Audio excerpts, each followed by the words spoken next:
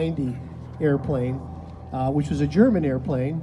And Grumman had an engineer by the name of Bob Hall, who was a test pilot, and he was flown over to England to go ahead and test fly the Focke-Wulf 190 to see what that could do.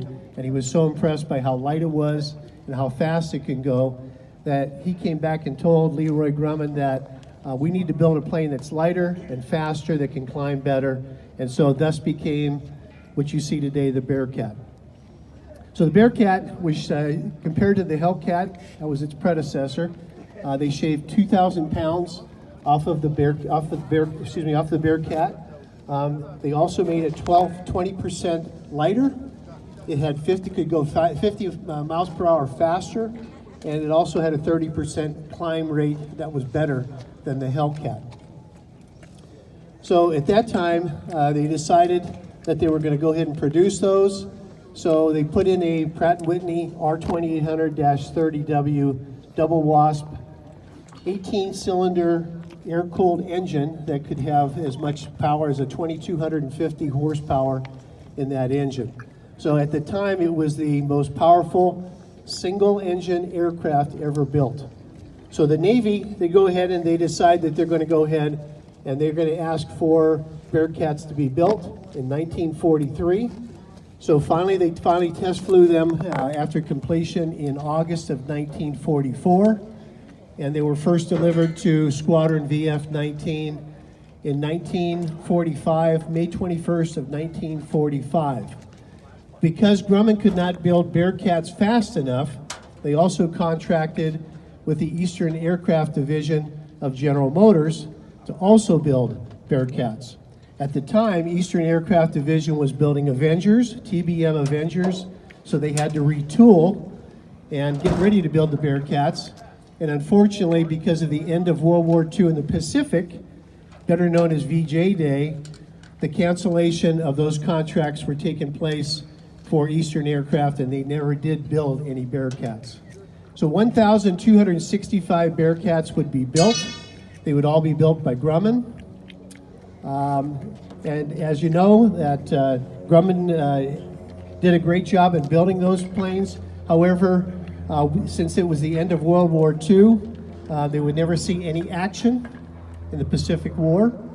And also, because of the end of World War II, and it was a victim of technology as well as the jet age, so therefore you never saw any Bearcats in World War II up in the Pacific Theater. However, in 1946, we had this, United States Navy had a demo group called the Blue Angels. Everybody pretty much knows who the Blue Angels were.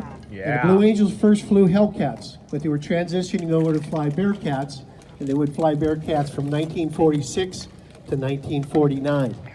The only action the Bearcats would see, unfortunately, was with the French forces, as well as the Republic of Vietnam Air Force and the Royal Thai Air Force. So from 1946 to 1954 would see service with other countries. So we turn the page and we look at how did the planes of fame acquire this Bearcat. So in 1947, Leroy Grumman decided he's going to build two airplanes for civilians, one of them being a 58A and one of them being a 58B. The one you see in front of you is part of the 58A. The 58A was built for Major Al Williams, and he was to use precision flying and dive bombing performances for the public to display the airplane. The airplane was sponsored by Gulf Oil Company. It would be painted orange, white, and black, Gulf Oil Company colors, and it would be named the Gulf Hawk 4. However, in 1949, it was severely damaged in a landing incident, and then after that, it was purchased by Planes of Fame, and it was purchased just by the fuselage. And with other Bearcats, it would be restored to the condition you see today. And as I stand here today, you'll know that there are less than 16 Bearcats that are airworthy in the world. Its last chapter would be as an air racing plane. So if you're familiar with the Reno air races at all, you would know that Bearcats would fly in the Reno air races. And there was a gentleman by the name of Lyle Shelton who would fly Bearcats. He won the national air races 6 times, and in 1989 he would hold the record for the fastest piston engine in the world in a plane by the name of Rare Bear, and he did that at 528.329 miles per hour. That record would since be broken by a P-51 Mustang by the name of Voodoo, flown by our own Steve Hinton Jr. at 531.53 miles per hour. That was, I couldn't tell you the year that Steve did that. We might ask us that question at the very end, and we'll know the answer to that. And also, one other pilot of note was a guy named Daryl Greenemeyer. Daryl Greenemeyer flew Bearcat named Conquest 1 in the Reno air races. He won the national air races 6 times. He would eventually retire that plane in 1977, and that plane would be donated to the Smithsonian Air and Space Museum. And if you went back to Washington, D.C. today on a trip, you would see that plane back there. So you can see that the Bearcat would hold many world records in speed as well as air climbing. So before we end here, I want to introduce our pilot to you today is Robbie Patterson. Hey, Rob. Robbie! One of our finest pilots here at the Planes of Fame. And if you noticed, when you had the plane looking at you, one wing was down and one wing was up. And maybe one of the questions at the end might be, why is that like that, and how does that wing go back up? And you'll notice, remember I told you earlier, they had to shave 2,000 pounds off the Bearcat compared to the Hellcat, and one of those areas was in the wings. They are not hydraulic, they are manual, and to save weight, they did not keep the hydraulic in there.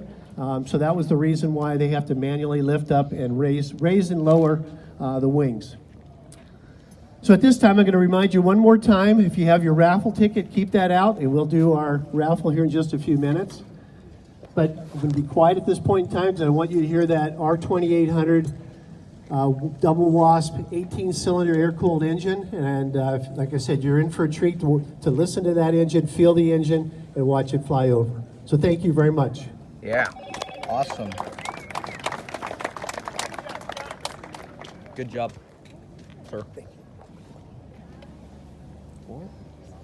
Okay, we're going to watch the Bearcat start up by the presentation by this gentleman.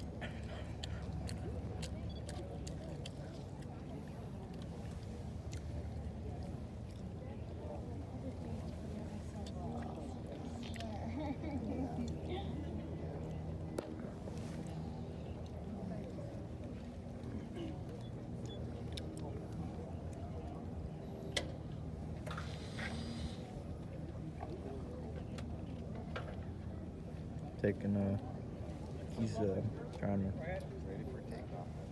All right, he's going to start it up here in a few seconds. All right, there we go.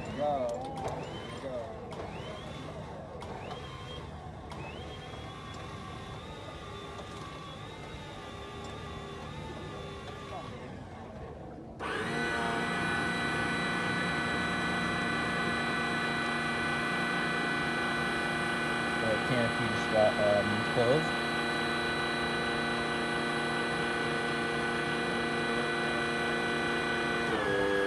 There he goes.